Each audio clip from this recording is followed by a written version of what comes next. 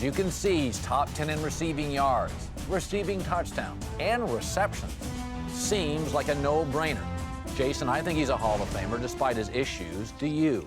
Totally disagree with you. And you know, I watched this morning on Undisputed. Shannon and Skip had a great discussion and debate about this. And Shannon, who's a Hall of Famer, started talking about it's about stats. And he just kept saying stats, stats, stats, stats. Is there some sign? I've been to Canton as a fan. There's no sign that says this is about stats. I've never thought of the Hall of Fame as just stats.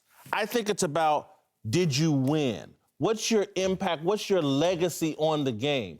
And so, despite all the stats T.O. put up, you know what his legacy is? He was the clown show of the NFL. That's what people remember, the popcorn and all the buffoonery, more than his production on the field. That's a choice he made, and there's a price to pay for that choice. I would buy your argument if his clownishness hurt his productivity or the team's wins and losses. His winning percentage is the same as Bill Parcells. It's 57%. Bill Parcells coached, this guy played. That's you can have fun with numbers. 57. T.O. ruined as many quarterbacks as he helped. He's not Randy Moss. And so, again, people are going to make the analogy between Randy Moss. Everywhere Randy Moss showed up, records fell. Teams went 15-1, 16-0. Quarterbacks set records.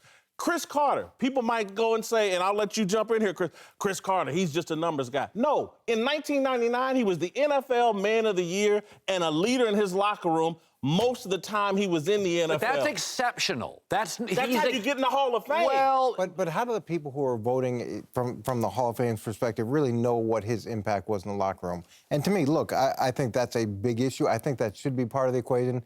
Here's what I can say against playing against him in the Super Bowl. So he's coming off a ridiculous injury that nobody thought he had any chance of playing in that game. We prepped like he wasn't going to play. We prepped like he could play. Not only did he play, but we double covered him and tried to deal with him, and he was incredibly productive. That was a Hall of Fame performance in the biggest game of his career.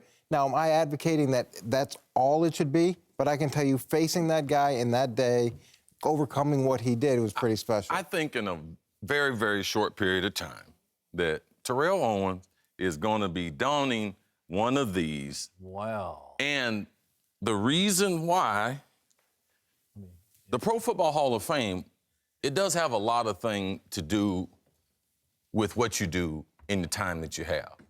But the number one criteria for are you a Pro Football Hall of Famer is, in 97 years of pro football, do they have to tell your story to be able to tell the story of pro football?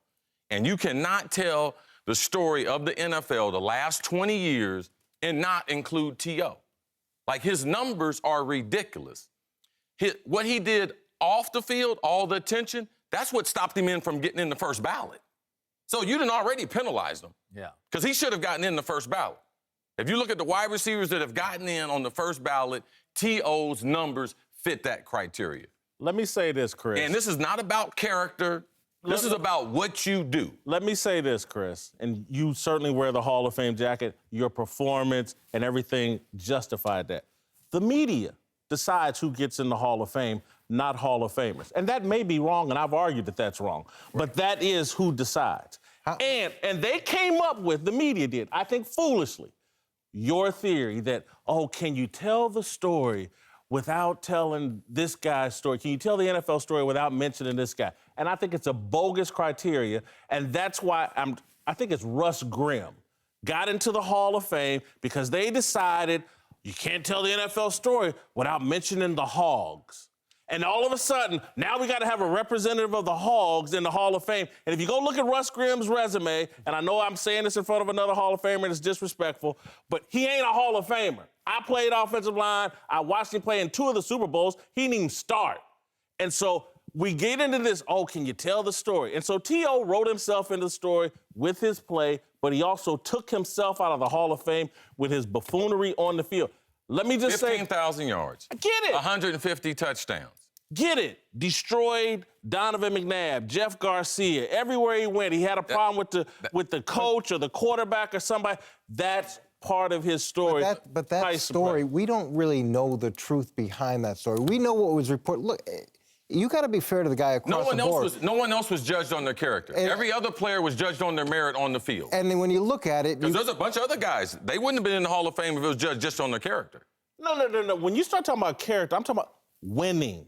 And the guy, listen. Winning has nothing to do with it. Yes, it does, because if you're a quarterback, about winning. Football is the ultimate team sport. If your left guard, your right tackle aren't good, the wide receiver can't get the ball and do his job. Do you contribute to a winning environment? And as far as the one thing you're wrong about, too, the Hall of Famers, we don't have a vote. All right? But what we do have a ballot. Each Hall of Famer, we select 7 players, and they submit a list to the Hall of Fame voters of what the Hall of Famers have selected this year. So every year, the last 2 years, since they changed it, we give them a sheet of who we think should be in the Hall the morning they start the meeting. Listen, I like Terrell Owens personally, having met him. I feel like he put together a hell of a career. 5 different teams. There's not a lot of Hall of Famers, and there are some we looked Ray it up. Allen played in a ton. That's shouldn't NBA. But it shouldn't disqualify. I'm not talking about disqualified, but there's a bunch of teams that decide we don't want any more Terrell Owens. You don't find that with a lot of Hall of Famers. One of the greatest at his position of all time. Absolutely. Yes. Then he should be in the Hall of Fame. I had a news director. The best advice I ever got. I was talking one time, and a news director came up to me. He said, "Do you like Snickers or Three Musketeers?" And I said, "Snickers." He goes, "What if I told you the guy that invented it's a creep? He's bad to children." And he goes, "Don't pretend you know the story. What you know is you like the Snickers bar. Here's what I know. T.O.'s great. I don't care about how he treats. I don't know the story to all these guys." I want to end on another personal note from my career. I've been a critic of the media my entire career. Yeah. A lot of people in the media don't like me. I'll never be in any media Hall of Fame.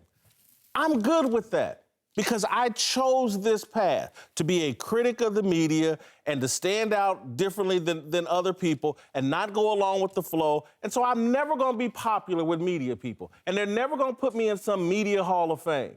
I'm not going to whine about it.